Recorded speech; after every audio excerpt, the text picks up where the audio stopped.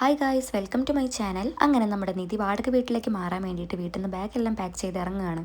അങ്ങനെ അവൾ പോകുന്ന വഴിക്ക് നമ്മുടെ സുധീഷിനെ കാണാണ്. സുധീഷ് കാറിൽ വരുന്നുണ്ട് അവളുടെ അടുത്തേക്ക്. സുധീഷ് അവളെ കണ്ടപാടെ വണ്ടി നിർത്തിയിട്ട് ചോദിക്കുന്നുണ്ട്, നിധി ഞാൻ നിന്റെ കൂടെ വരണോ? അപ്പോൾ അവൾ പറയുന്നുണ്ട്, വേണ്ട വേണ്ട, ഞാൻ പോയിക്കോളാം. അല്ല നിധി, ഞാൻ വേണമെങ്കിൽ ഞാൻ വരാം, നിന്നെ വീട് വരെ കൊണ്ടാക്കാൻ. അതിന്റെ ആവശ്യമില്ല, ഞാൻ അങ്ങോട്ട് ഒറ്റയ്ക്ക് വരുന്നാണ് പറഞ്ഞത്.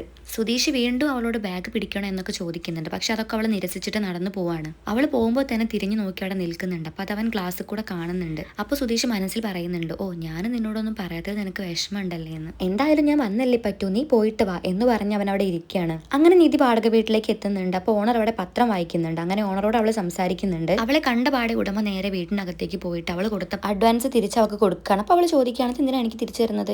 അയ്യോ കുട്ടി, നിനക്ക് ഇവിടെ വീടില്ല എന്ന് അയാൾ പറയുകയാണ്. അത് കേട്ട് അവൾ ഷോക്ക് ആവുകയാണ്. കാരണം അവളെല്ലാം പാക്ക് ചെയ്ത് അത്രയും പ്രതീക്ഷയോട് കൂടിയാണ് ആ വീട്ടിലേക്ക് വരുന്നത്. അവൾ വീണ്ടും വീണ്ടും ആളോട് ചോദിക്കുന്നുണ്ട് എന്താ പ്രശ്നം എന്ന്. അപ്പോൾ അയാൾ പറയുന്നുണ്ട്, എൻ്റെ വീട്ടിൽ നിന്ന് പറഞ്ഞത് ഒറ്റയ്ക്ക് താമസിക്കുന്ന കുട്ടിക്ക് വീട് കൊടുക്കണ്ട എന്നാണ്. അവൾക്കത് തീരെ ഉൾക്കൊള്ളാൻ പറ്റുന്നില്ല. കാരണം അയാളെല്ലാം പറഞ്ഞ് അഡ്വാൻസ് മേടിച്ചതാണല്ലോ, പിന്നെ എന്താണ് അയാൾ മാറിയത്? അവൾ എന്നിട്ട് പറയുന്നുണ്ട്, ഞാൻ നിങ്ങളുടെ വീട്ടിൽ സംസാരിച്ചോളാം പ്ലീസ് എന്നൊക്കെ. അത്രയും അവൾ ഗതികെട്ടിട്ടാണ് അവിടേക്ക് വന്നത്. പക്ഷെ അയാൾ അത് സമ്മതിക്കുന്നില്ല. ഇന്നലെ വീട് തരാമെന്ന് പറഞ്ഞിട്ട് ഇന്ന് വീടില്ലെന്നോ? അവൾ പിന്നെയും പിന്നെ അത് ചോദിച്ചുകൊണ്ടിരിക്കുകയാണ്. അയാൾ അതൊന്നും മൈൻഡ് ചെയ്യാതെ വീടിനകത്തേക്ക് കയറി പോവാണ്. അപ്പോൾ സംഭവം എന്താണെന്ന് വെച്ചാൽ നമ്മുടെ സുധീഷ് ചെയ്ത പണിയാണിത്. സുധീഷ് രാത്രി കള്ളു കുടിച്ചിട്ട് അയാളെ കാണാൻ ചെല്ലുന്നുണ്ട്.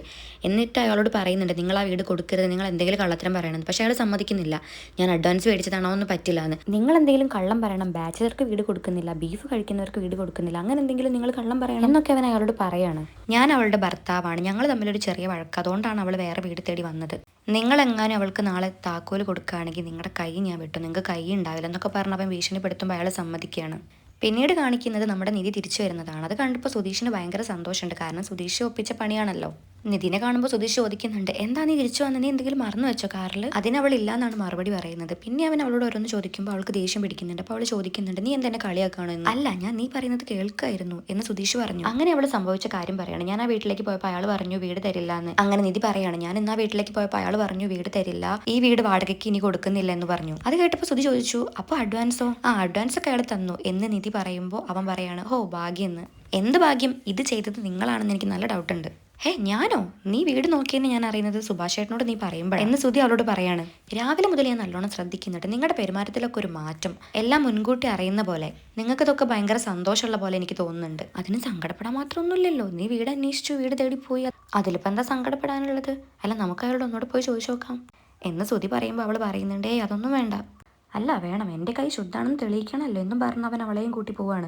അവരവിടേക്ക് ചെല്ലുമ്പോൾ തന്നെ ഓണറെ കാണുന്നുണ്ട്. അപ്പോൾ ഓണറോട് അയാൾ ചോദിക്കുന്നുണ്ട്, എന്താ നിങ്ങൾ വീട് കൊടുക്കാത്തത്? എൻ്റെ വീട്ടിൽ നിന്ന് പറഞ്ഞിട്ടുണ്ട് ഒറ്റയ്ക്ക് താമസിക്കുന്നവർക്ക് വീട് കൊടുക്കരുതെന്ന്. എന്നിട്ട് ആ ഓണർ മനസ്സിൽ പറയുന്നുണ്ട്, ഇയാളെന്നാ നാടകം കളിക്കുകയാണോ? അല്ല, ഞാനാണോ നിങ്ങളോട് വീട് വാടകയ്ക്ക് കൊടുക്കണ്ടെന്ന് പറഞ്ഞത്? നിങ്ങൾക്ക് എന്നെ മുന്നേ പരിചയമുണ്ടോ?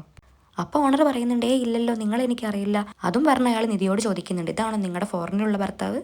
അപ്പോൾ നിധി തിരിച്ചു പറയണം അല്ല. എന്നിട്ട് അയാൾക്കൊരു ഉപദേശവും സുധീഷ് കൊടുത്തിട്ട് അവർ രണ്ടുപേരും തിരിച്ചു പോരാണ്.